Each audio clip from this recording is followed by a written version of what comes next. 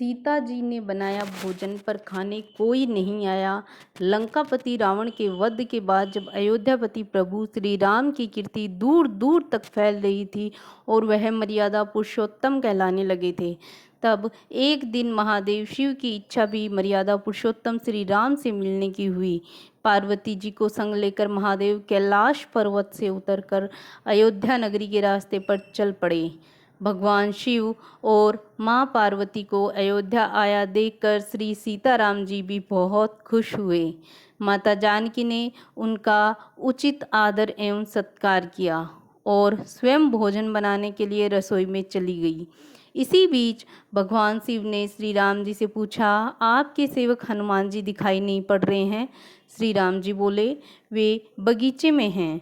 शिव जी ने श्री राम जी से बगीचे में जाने की अनुमति मांगी और पार्वती जी का हाथ थामकर बगीचे में आ गए। बगीचे में जाने की अनुमति मांगी और पार्वती जी का हाथ थामकर बगीचे में आ गई। बगीचे की खूबसूरती देखकर उनका मन मोहित हो गया। आम के एक घने वृक्ष के नीचे हनुमान जी दीन दुनिया से बेखबर गहरी नींद में सोए हुए थे और एक लय से खर्राटों से राम नाम की ध्वनि उठ रही थी। चकित होकर शिव जी और माता पार्वती एक दूसरे की ओर देखने लगे। माता पार्वती मुस्कुरा उठी और वृक्ष की डालियों की ओर इशारा किया। राम नाम सुनकर पेड़ की डालियां भी झूमने लगी थी और इसी के बीच से ही राम नाम उच्चारित हो रहा था। शिव जी इस राम नाम की धुन में मस्त मगन होकर खुद भी राम राम कहकर नाचने लगे। माता पार्वती जी ने भी अपने पति का अनुसरण किया और अपने कोमल पांव थिरकाने लगी।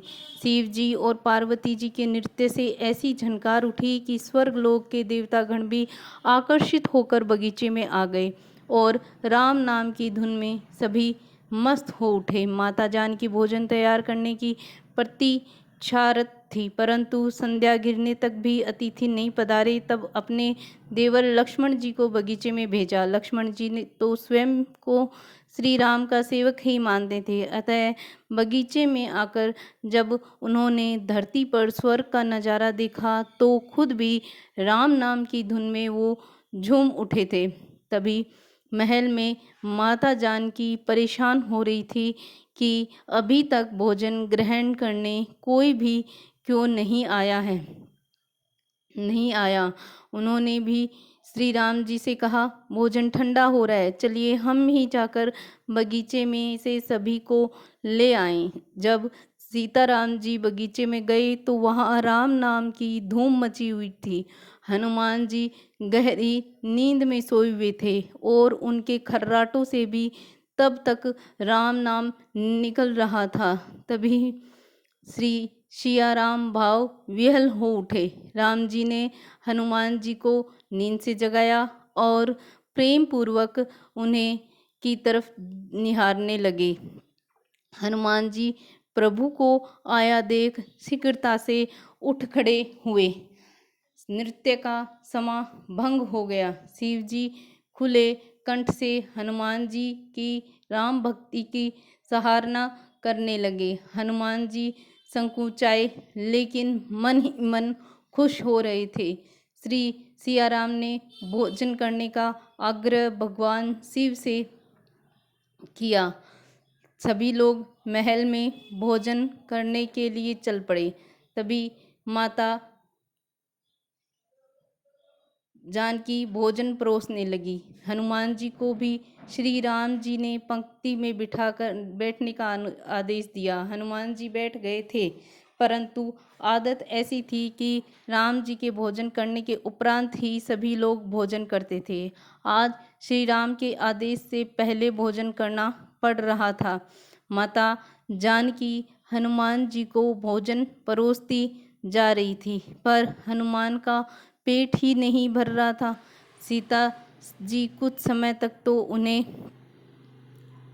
भोजन परोसती रही, फिर समझ गई कि इस तरह से तो हनुमान जी का पेट नहीं भरने वाला है। तभी उन्होंने तुलसी के एक पत्ते पर राम नाम लिखा और भोजन के साथ हनुमान जी को परोस दिया। तुलसी पत्र खाते ही हनुमान जी को संतुष्टि मिली और वह भोजन खाकर उठ खड़े हुए। भगवान शिव ने प्रसन्न होकर हनुमान जी को आशीर्वाद दिया कि आपकी राम भक्ति युगों युगों तक याद रखी जाएगी और आप संकट मोचन कहलाएंगे। संकट हटे मिटे सब पीरा, जो सुमिरे हनुमत बलबीरा। तो दोस्तों, आपको ये कहानी कैसी लगी? वीडियो पसंद आया है तो वीडियो को लाइक करें, बेल आइकन को दबाएं और अगर आपको यह कथा अच्छी लगी है तो चैनल को सब्सक्राइब करें और दोस्तों के साथ शेयर ज़रूर करें। आपका बहुत बहुत धन्यवाद।